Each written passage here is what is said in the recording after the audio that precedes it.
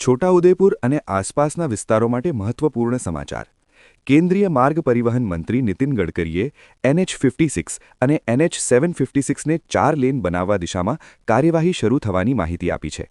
આથી statue of unity જતા પ્રવાસીઓ અને પાવાગઢ જતા શ્રદ્ધાળુઓને મોટી રાહત મળવાની આશા છે।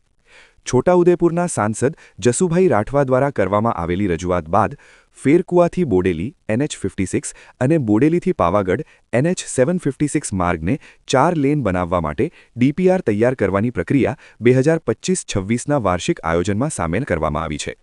NH56 માર્ગ સ્ટેચ્યુ ઓફ યુનિટી જતા મુખ્ય માર્ગોમાંથી એક છે। દર વર્ષે લાખો પ્રવાસીઓ અહીં આવે છે। માર્ગ 4 લેન બનવાથી ટ્રાફિક ઘટાડો થશે અને મુસાફરી વધુ સુગમ બનશે। તે જ રીતે NH756 માર્ગ પાવાગઢ સ્થિત પ્રસિદ્ધ મહાકાળી મંદિર સુધી પહોંચવા માટે મહત્વપૂર્ણ છે। તહેવારો દરમિયાન અહીં ભારે ભીડ રહેતી હોય છે। માર્ગ પહોળો બનવાથી શ્રદ્ધાળુઓને આવાગમનમાં રાહત મળશે।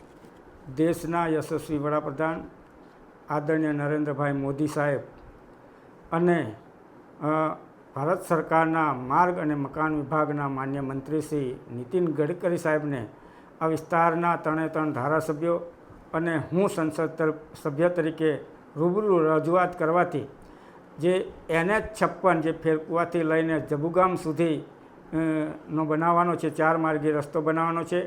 આ 4 માર્ગીય રસ્તો બનાવવાનું DPR બનાવવા માટેની એજન્સી પણ ફિક્સ થઈ ગઈ છે।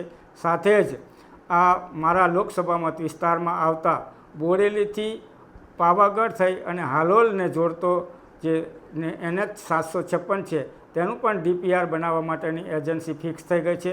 ત્યારે આજના તબક્કે હું માન્ય પ્રધાનમંત્રી શ્રી નરેન્દ્રભાઈ મોદી સાહેબ, માર્ગ અને મકાન વિભાગના માન્ય મંત્રી શ્રી નીતિન ગડકરી સાહેબ અને સાથે જ દેશના યશસ્વી ગૃહપ્રધાન આદરણીય અમિતભાઈ શાહ સાહેબનો ખૂબ ખૂબ આભાર માનું છું।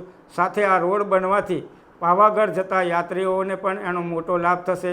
સાથે સ્ટેચ્યુ ઓફ યુનિટી તરફ જતા રાહદારીઓને પણ આનો મોટો લાભ થશે અને આ રોડ મધ્યપ્રદેશ અને દક્ષિણ ગુજરાતને જોડતો મુખ્ય રોડ બનશે। ત્યારે આજના તબક્કે હું ભારત સરકારનો ખૂબ ખૂબ આભાર માનું છું।